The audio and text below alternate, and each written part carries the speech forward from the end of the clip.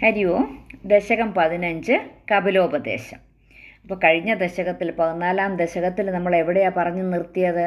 ഭഗവാൻ കപിലമൂർത്തിയായിട്ട്, കപിലവാസുദേവനായിട്ട് ആ ദേവഹൂതിക്കും കർദമനും മകനായിട്ട് അവതരിച്ചു. എന്നിട്ടോ കർദമൻ വനത്തിലേക്ക് തപസ്സിനായിട്ട് പോകുന്നു. അമ്മയ്ക്ക് മതസിദ്ധാന്തങ്ങളുടെ എല്ലാം സാരാംശം ഉപദേശിക്കുന്നു. അങ്ങനെ ആ സാരാംശം ഉപദേശിക്കുന്ന, അല്ലയോ ഗുരുവായൂരപ്പ, എൻ്റെ രോഗങ്ങളെല്ലാം മാറ്റിത്തന്ന് എന്നെ രക്ഷിക്കണമേ എന്ന് ഭട്ടതിരിപ്പാട് പ്രാർത്ഥിക്കുന്നു.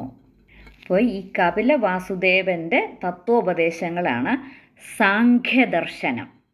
അപ്പോൾ ഈ സാഖ്യദർശനം എന്ന് വെച്ചാൽ ആ സാഖ്യദർശനം വഴി, ആ തത്വോപദേശങ്ങൾ അമ്മ വഴി ലോകത്തിന് പകർന്നു കൊടുക്കുക എന്നുള്ള ഉദ്ദേശത്തോടു കൂടിയാണ് ഈ അവതാരം തന്നെ. ഈ വളരെ കാലമായിട്ട് മറഞ്ഞ് കിടന്നിരുന്നതാണ് ആ സാഖ്യയോഗം. ആ സാഖ്യയോഗത്തിനെ ജനങ്ങളിലേക്ക് എത്തിക്കുക എന്നുള്ളതായിരുന്നു ഉദ്ദേശം. അപ്പം ഈ തത്വോപദേശങ്ങൾ അനവധിയാണ്, അനവധി. അപ്പോൾ അവയെ ദർശനങ്ങളെന്നാണ് പറയുന്നത്. അപ്പോൾ ദർശനം എന്ന് പറഞ്ഞാലോ കണ്ണാടി എന്നാണ് അർത്ഥം. അപ്പം കണ്ണാടിയിലൂടെ എപ്രകാരം നമുക്ക് നമ്മളെ കാണാൻ സാധിക്കുമോ അതുപോലെ ഈ ദർശനങ്ങളിലൂടെ, ഈ തത്വശാസ്ത്രങ്ങളിലൂടെ ഞാൻ ആരാണ് എന്നറിയാൻ സാധിക്കും. അപ്പം ഭാരതത്തിൽ 12 ദർശനങ്ങളാണുള്ളത്. അതിൽ ആസ്തിക ദർശനം 6 നാസ്തിക ദർശനം 6. ആസ്തിക ദർശനം എന്ന് പറഞ്ഞാൽ അത് തന്നെയാണ് വൈദിക ദർശനം എന്ന് പറയുന്നത്. അപ്പോൾ അതെന്ന് പറഞ്ഞാൽ അസ്ഥി എന്ന് പറഞ്ഞാൽ ഉണ്ട്, ഭഗവാൻ ഉണ്ട് എന്ന് പറയുന്നത്. നാ അസ്ഥി എന്ന് പറഞ്ഞാൽ ഇല്ല, ഭഗവാൻ ഇല്ല എന്ന് പറയുന്ന ആർദർശനം. അപ്പോൾ നമുക്ക് ഭഗവാൻ ഉണ്ട് എന്നുള്ള ആ ആസ്തിക ദർശനമാണ്. അതിൽ പ്രധാനപ്പെട്ടത് ആണ് സാഖ്യയോഗം. അതാണ് കപിലവാസുദേവൻ പറഞ്ഞതായിട്ടുള്ള സാഖ്യയോഗം. മറ്റേത് നമുക്ക് നോക്കുകയേ വേണ്ട, നാസ്തിക ദർശനത്തിനെക്കുറിച്ച് നമ്മൾ ചിന്തിക്കുകയേ വേണ്ട. അതാണ് വേദവ്യാസൻ ഭാഗവതത്തിൽ പറഞ്ഞു തന്നിരിക്കുന്ന സ്വീശ്വര സാഖ്യയോഗത്തിൻ്റെ സംഗ്രഹമാണ് ഈ 3-ാം സ്കന്ധത്തിൽ, ഭാഗവതത്തിൽ 3-ാം സ്കന്ധത്തിൽ 25 മുതൽ 33 വരെയുള്ള 9 അധ്യായങ്ങൾ. ആ 9 അധ്യായങ്ങളിൽ പ്രതിപാദിച്ച ആ കപിലോപദേശത്തിൻ്റെ ഒരു സാര സംക്ഷേപമാണ് നമ്മുടെ ഈ 15-ാമത്തെ ദശകം, കപിലോപദേശം എന്നുള്ള ദശകം. അപ്പോൾ ആ 9 അധ്യായങ്ങളിൽ പറഞ്ഞിട്ടുള്ള കാര്യങ്ങൾ ഈ 9 ശ്ലോകങ്ങളായിട്ടാണ് ഭട്ടതിരിപ്പാട് നമുക്ക് തന്നിരിക്കുന്നത്. അപ്പോൾ ഭട്ടതിരിപ്പാടിൻ്റെ ആ ഭാഷയിലുള്ള ജ്ഞാനം അതിഗംഭീരമാണെന്ന് വീണ്ടും വീണ്ടും വീണ്ടും നമ്മൾ മനസ്സിലാക്കണം.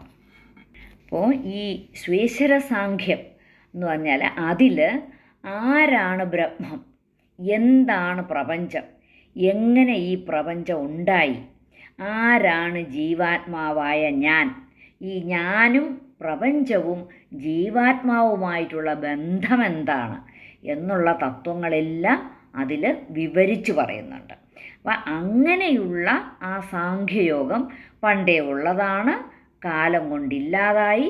അത് വീണ്ടും കപിലവാസുദേവൻ അമ്മയായ ദേവഹൂതിക്ക് ഉപദേശിച്ച് നമുക്കും തന്നിരിക്കുന്നു.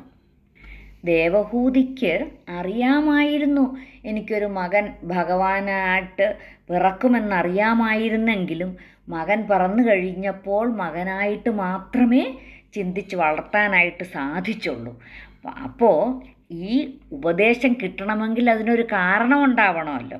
അപ്പോൾ അതിതാണ് ഈ കപിലവാസുദേവൻ ആ വിന്ധ്യാസരസിൻ്റെ സമീപത്തുള്ള ആശ്രമത്തിൽ ആ ഭാരതത്തിൻ്റെ വിവിധ ഭാഗങ്ങളിൽ നിന്നും വന്നിരിക്കുന്ന ഋഷീശ്വരന്മാർക്ക് ജ്ഞാനോപദേശം, ആത്മതത്വോപദേശങ്ങൾ ഒക്കെ നൽകുന്നത് ദേവഹൂതി കൊട്ടാരത്തിൽ നിന്നുകൊണ്ട് കാണുകയാണ്. അപ്പോൾ ദേവഹൂതി വിചാരിക്കുന്നു, ഞാൻ എൻ്റെ മകൻ്റെ അടുക്കൽ എന്തുകൊണ്ട് പോയില്ല, ഞാൻ എന്തുകൊണ്ട് അറിഞ്ഞില്ല ഈ ഇങ്ങനെയൊക്കെ ഉപദേശം കൊടുക്കാൻ കഴിവുള്ള ആളാണിതെന്ന് എന്തുകൊണ്ട് ഞാൻ അറിയാതെ പോയി എന്ന് മനസ്സിൽ തോന്നുകയും പെട്ടെന്ന് വൈരാഗ്യം ഉണ്ടാകുകയാണ്. എന്നിട്ട് ഒരു ദിവസം മകൻ്റെ അടുത്ത് പോയി അങ്ങ് സാഷ്ടാംഗം നമസ്കരിച്ചിട്ട് പറയുകയാണ്, ഹേ പ്രഭോ, എൻ്റെ ഇന്ദ്രിയങ്ങളെ പ്രീതിപ്പെടുത്തുവാൻ വേണ്ടി പലതും ഞാൻ ചെയ്യുന്നു. എത്ര ചെയ്തിട്ടും എനിക്കതിനൊന്നും ഒരു പ്രീതി വരുന്നില്ല. വീണ്ടും ഓരോന്നോരോന്ന് ആഗ്രഹിച്ചു കൊണ്ടേയിരിക്കുന്നു. അതാണല്ലോ ഈ ആഗ്രഹങ്ങളാണല്ലോ നമുക്ക് പ്രശ്നങ്ങൾ ഉണ്ടാക്കുന്നത്. അപ്പോൾ ഈ ആഗ്രഹങ്ങളൊക്കെ ഇല്ലാണ്ടാകാൻ ഞാൻ എന്താണ് ചെയ്യേണ്ടത്? അപ്പോൾ എൻ്റെ ഈ അഹന്ത, ആ മമത, ഇതൊക്കെ മാറ്റി ഈ ആത്മതത്വത്തെ ഒന്ന് ഉപദേശിച്ച് തരണമേ. എൻ്റെ അജ്ഞാനത്തിൽ നിന്നും എന്നെ കൈപിടിച്ച് ഉയർത്തണമേ എന്ന് പ്രാർത്ഥിക്കുകയാണ് ചെയ്യുന്നത് മകൻ്റെ അടുക്കൽ. അപ്പോൾ അങ്ങനെ ദേവഹൂതിക്ക് ഉപദേശം കൊടുക്കുകയാണ് ചെയ്യുന്നത്. ആ സർവവ്യാപിയും സർവജ്ഞനും സർവശക്തനുമായ ആ സർവേശ്വരൻ നമ്മുടെ ബുദ്ധിയിൽ പ്രകാശിച്ച് തരണമേ, പ്രകാശിച്ച് വാക്കുകളായിട്ട് നമുക്ക് പ്രവഹിച്ച് തരണമേ എന്ന് നമുക്ക് പ്രാർത്ഥിക്കാം. എന്നിട്ട് നമ്മുടെ മനസ്സിനെ രമ്യപ്പെടുത്തണമെന്ന് നമുക്ക് പ്രാർത്ഥിക്കാം.